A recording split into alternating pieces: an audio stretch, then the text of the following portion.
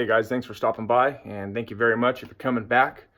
So we're here at the job, found a few more problems I want to show you really quick. Some more shoddy work from the previous contractor, so check it out.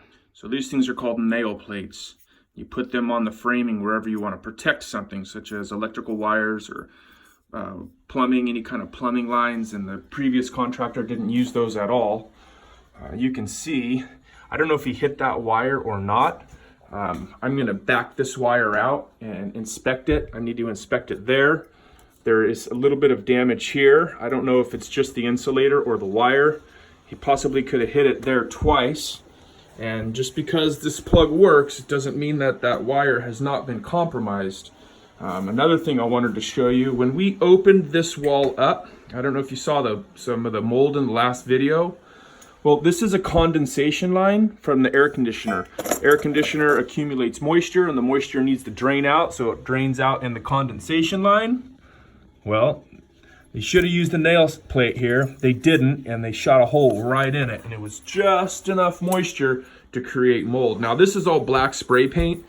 I'm going to pull the drywall off the backside of this wall when I'm done, but in the meantime, I just wanted to lock all those spores so they don't spread, so I just covered it with black spray paint, and that'll make it safe for me to work in here now. So there's that. All right, problem number 2 for today.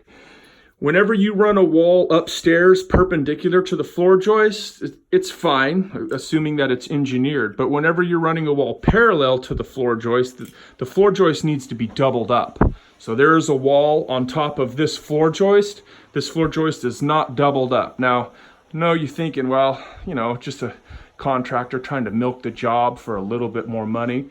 And that's fair enough to think. You know, there's plenty of people out there that would do that, but before you start trolling in my comment section, let me show you something.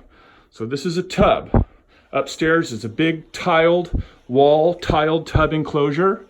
And remember this header that they didn't even nail. You can see where they cut that stud. So there's nothing, here, let me show you something. There's nothing supporting that. All that tile work upstairs, nothing is supporting it. This joist has not been doubled up. And let me show you the dangers of that. Check this out. Keep in mind, I've already temporarily supported all of this stuff because I'm going to be tearing that out. But look at that split. This has been slowly getting worse over time. Just because it's lasted 30 years doesn't mean that it's going to continue to last longer. So that split comes up, there's a knot here. You can see where it's also getting stress cracks there. And you can see it, I don't know if you can see it better on this side, but this, anyway, it's failing, guys. It's failing, and that comes clear back up through here on this side. And again, I've already got some pressure pushing it back up. So we're gonna double this up now that we have it wide open.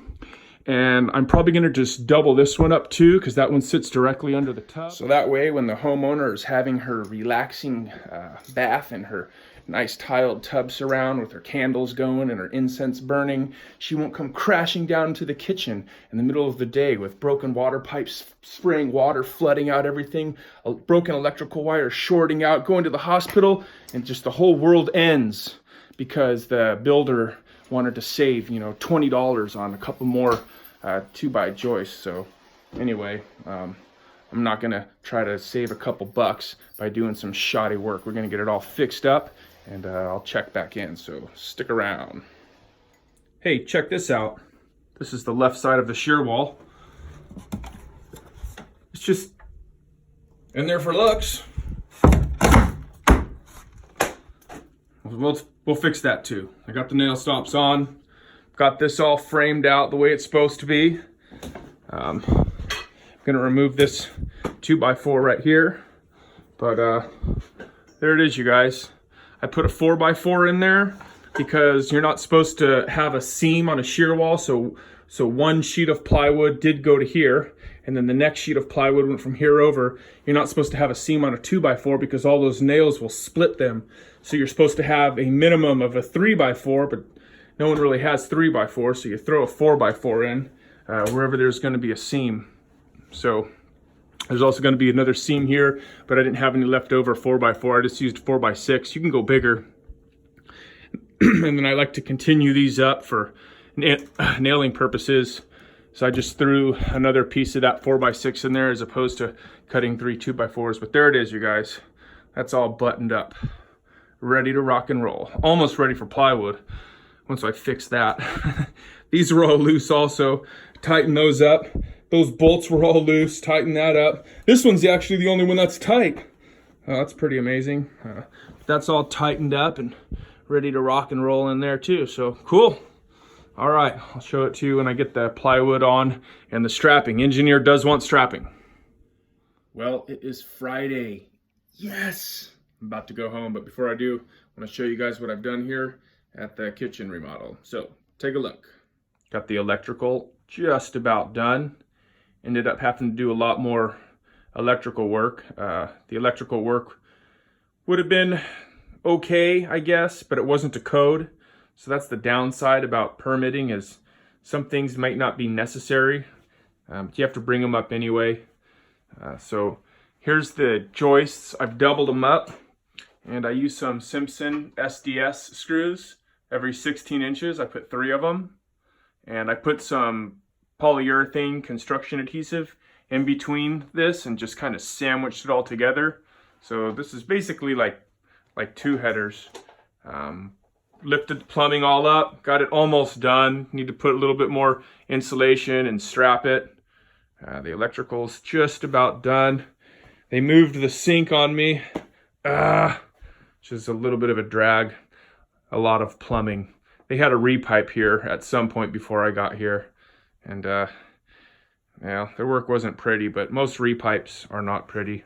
And this is a Uponor brand Aquapex. It's pretty much the stuff we're putting in all the houses here in Southern California. So there is the wall. There is the strap. I knew they were going to put that on. They didn't want the A35s up on top, but there it is, you guys. We've got 4-inch nail pattern around the perimeter of each sheet and 8-inch on center in the field, it's called. We had an electrical box there, but they decided to remove it. I didn't know if the inspector would let us have one or not, which again is the downside of pulling a permit. You, the homeowner, don't always get what you want. But here it is, you guys.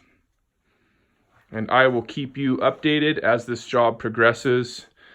The cabinets are still about 3 weeks out, so I'm probably going to finish all of this stuff and be out of here for a week and a half. I don't know. We'll see. Maybe have about a week's worth of work left here. I'm also doing their 3rd bathroom over here. I'll show you. I did their master and their upstairs guest bathroom. I've done 2 of their bathrooms, so now they're having me back to do the kitchen and the downstairs. I want to thank you guys for watching. I really appreciate you, my subscribers. If you're not a subscriber, go ahead and just click that red button right there that says subscribe, and you can stay up to date on these jobs that I'm doing. And so anyway, appreciate you guys. Until next time, take care.